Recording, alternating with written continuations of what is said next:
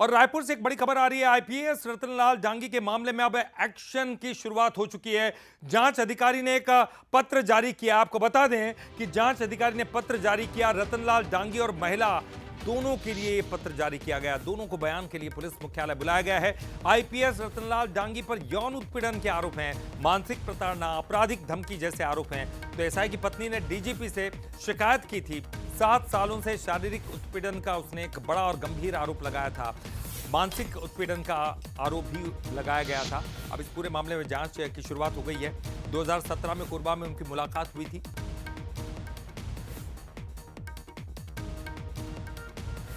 तो 7 सालों से शारीरिक उत्पीड़न का यह आरोप लगाया गया था। अब दोनों को ही जांच के लिए बुलाया गया है।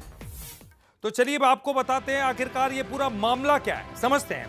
देखिए, छत्तीसगढ़ पुलिस के सीनियर आईपीएस हैं रतनलाल डांगी। एसआई की पत्नी ने, जी हां, एसआई की पत्नी ने इन पर यौन उत्पीड़न का बड़ा ही गंभीर आरोप लगाया था और महिला ने डीजीपी से मामले की शिकायत की। 7 सालों से, जी हां, 7 सालों से शारीरिक और मानसिक शोषण का आरोप इस महिला ने लगाया था आईपीएस रतनलाल डांगी पर। तो आईपीएस रतनलाल डांगी ने भी एक लिखित में शिकायत की। उन्होंने भी शिकायत की। उन्होंने कहा कि बदनाम करने और ब्लैकमेलिंग की कोशिश की जा रही है उनके साथ, और यह आरोप उन्होंने लगाया था। साथ ही साथ जहर खाने की धमकी देकर परेशान करने का आरोप भी उन्होंने लगाया।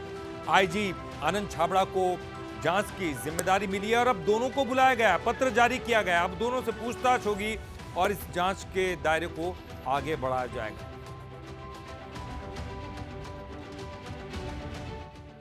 तो देखिए, बड़ा मामला है। आईपीएस रतनलाल डांगी पर ये यौन उत्पीड़न का आरोप, मानसिक प्रताड़ना, आपराधिक धमकी जैसे आरोप लगे थे और एसआई की पत्नी ने डीजीपी से शिकायत। और चलिए, इस पर ज्यादा जानकारी के लिए बात करेंगे। हमारे साथ हमारे स्टेट एडिटर आदित्य नामदेव जी जुड़ गए हैं और चलिए उनका रुख करते हैं। आदित्य जी, मामला काफी बड़ा है, पुलिस विभाग से जुड़ा हुआ है। निश्चित तौर पर यह आरोप बड़े संगीन हो सकते हैं। अब जांच का दायरा बढ़ाया जाएगा, लेकिन फिलहाल तो इस पर सियासत भी दिखाई दे रही।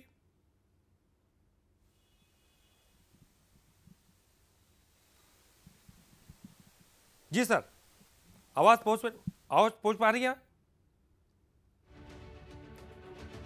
चलिए, मैं कोशिश करूंगा आदित्य जी तक आवाज पहुंच पाए, लेकिन एक बार फिर हम बता दें, जांच अधिकारी ने पत्र जारी कर दिया। देखिए, जांच तो होगी और जांच, क्योंकि आरोप काफी गंभीर है, आरोप गंभीर है, पुलिस विभाग पर है, तो निश्चित तौर पर इसकी जांच और जांच का जिम्मा सौंप दिया गया है आईजी आनंद छाबड़ा, जिनको जांच की जिम्मेदारी दी गई है। अब वो इसकी जांच कर रहे हैं। अब दोनों को ही पत्र जारी कर दिया गया है, उनसे पूछताछ की जाएगी इस पूरे मामले को लेकर। और चलिए एक बार फिर से हम रुक करते हैं। हमारे साथ स्टेट एडिटर आदित्य नामदेव जी जुड़ गए। आदित्य जी, बड़ा ही संगीन आरोप है, पुलिस विभाग की प्रतिष्ठा का भी सवाल है, तो जांच का दायरा भी बढ़ाया जाएगा, लेकिन अब इस पूरे मामले को लेकर सियासत भी दिखाई दे रही है। देखिए ललित जी, सियासत तो चलते रहेगी। कुछ इनिशियल मैटर्स हैं। देखिए, छत्तीसगढ़ में शायद आईएएस आईपीएस जो है हमारे यहाँ के छत्तीसगढ़ के हैं, उसमें इस प्रकार की जो घटनाएं हैं ये लगातार बढ़ रही हैं। कुछ आईएएस के भी नाम आए थे, मिक्की मेहता, मुकेश गुप्ता आईपीएस पहला प्रकरण, पवन देव वाला दूसरा प्रकरण, तीसरा प्रकरण आईजी हिमांशु गुप्ता वाला, ये चौथा प्रकरण है जो रतनलाल डांगी साहब का सामने आया है। सबसे बड़ी बात इसमें, सवाल सबसे बड़ा यही, जिसको हम पी कहते हैं।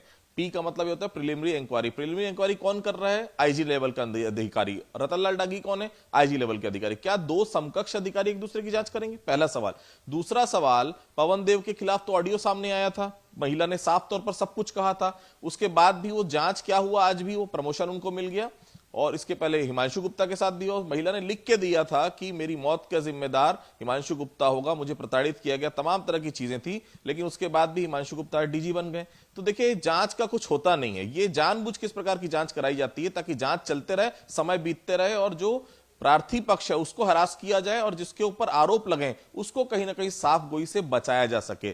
क्या पुलिस विभाग का कोई अधिकारी दूसरे अधिकारी के खिलाफ जांच पूरी कर पाएगा? क्या उसको कल्प्रिट साबित कर पाएगा? क्या उसे आरोपों में जकड़ पाएगा? पॉसिबल है ही नहीं। कुल मिलाकर हील हवाला करना है, समय लिंगर ऑन करना है, समय बिताना है, और ऐसे मामलों को कुछ कुल मिलाकर पॉलिटिकल रंग जब आ जाएगा, सरकार बदलेगी, अगली बार नहीं बदलेगी तो फिर नए अधिकारी आ जाएंगे, कुल मिलाकर समय बिताने के अलावा कुछ नजर नहीं आता। गंभीर विषय है, क्योंकि जो खुद शिकायत उन्होंने लिखी है रतनलाल डागी ने, उन्होंने बहुत सारी चीजें लिखी है, ऐसी ऐसी चीजें लिखी कि वो खुद ही प्रूफ कर रहे हैं कि दोनों के बीच का संबंध था। जब संबंध था तो उसके बाद जांच के लिए बचा क्या है, ये अपने आप में बड़ा सवाल है। बिल्कुल निश्चित गंभीर विषय है और निश्चित तौर पर विभाग की भी प्रतिष्ठा दांव पर, और ऐसे मामलों की जांच होनी चाहिए। और आपने सही कहा कि ये हीला हवाली करने वाला ही मामला दिखाई दे रहा है। बहुत बहुत शुक्रिया आपका इस पूरी जानकारी के लिए बातचीत